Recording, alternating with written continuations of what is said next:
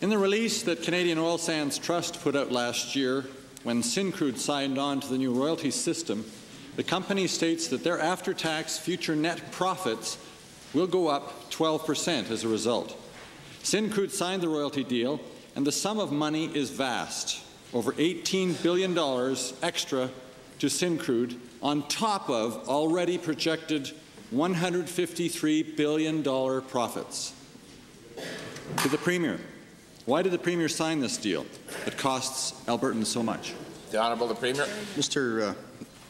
Speaker, to take us back to the royalty review, we had made a commitment that we would not tear up any Crown agreements that were made back in 1997. In fact, the opposition there asked us not to, and we didn't do that. We honored those agreements.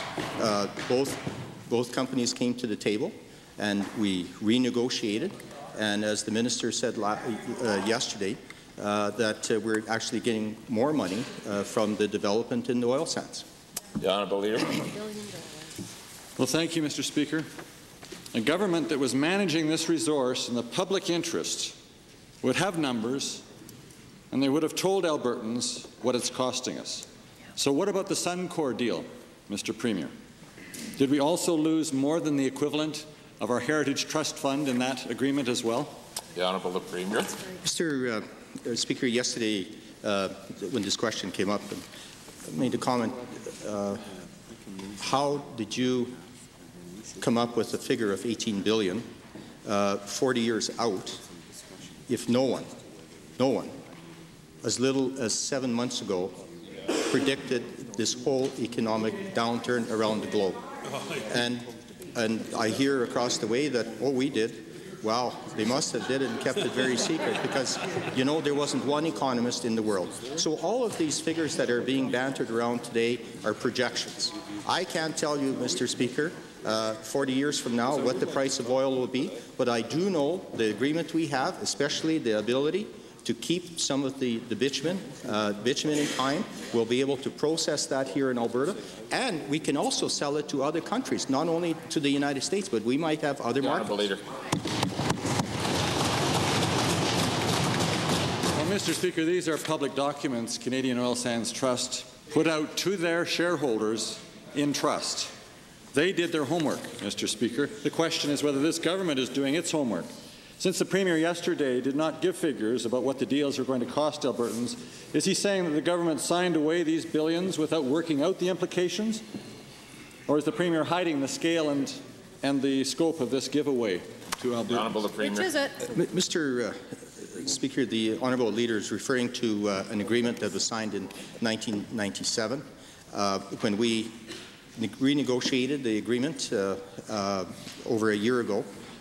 All the information was made public in terms of how both companies came to the table and what the new agreement is, and that was communicated to the public.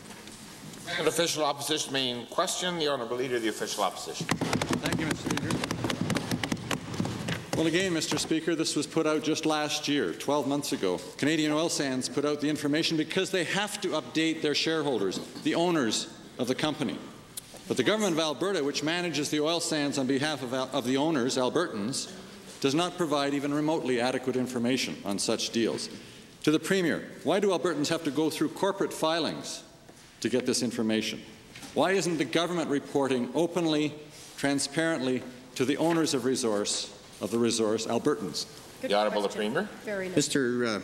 Speaker, I believe we continue to be the only jurisdiction in Canada that legally has to issue quarterly reports. That's on our revenue stream and our expenses, and we're proud to do that. That is the best, I think, information stream that there is in Canada. We'll continue to do that. And also, we're able to predict, to a degree, what the next 3 months will be in terms of some of the anticipated either price increases or when the price keeps dropping on our resources. It's very concise. It's information that is available to all the public, and I believe the public is satisfied with the kind of information we're giving them. The Honourable Leader. Mr. Mr. Speaker, the Royalty Review Panel, the Auditor General, even Peter Valentine told this government their royalty reporting was weak and inadequate. Yep. Why has their advice to fix this serious failing continued to be ignored? The Honourable the Premier. Mr. Speaker, we not ignoring any advice. In fact, before the Auditor General talked about the royalty process that we have in place, we already undertook the royalty review in the province, and we followed it up, of course. Coming from the panel was some advice in terms of how we can improve the system, and also from the Auditor General, and that's why Mr. Peter Valentine, who was a former auditor of Alberta, we asked him to review, and he came up with a report, and we're following all the recommendations. The Honourable Leader. Well, Mr. Speaker, this is an example where clearly they haven't been following the recommendations. When will the government fix the broken royalty reporting system and start providing Albertans, the owners of this resource, comprehensive, detailed, transparent information on their natural resource royalties? The Honourable the Premier. Mr. Speaker, we are, but as I said before, after following the royalty framework, the new royalty framework, there will be a new information systems put in place to capture all of the necessary information to, of course, ensure that we are collecting the royalties in the right volumes that are produced by oil and gas producers. Of course, the oil sands agreement is different from the conventional oil and gas. It is a complex area, but we're doing whatever we can to make the information as clear and as concise to the shareholders, which are all Albertans.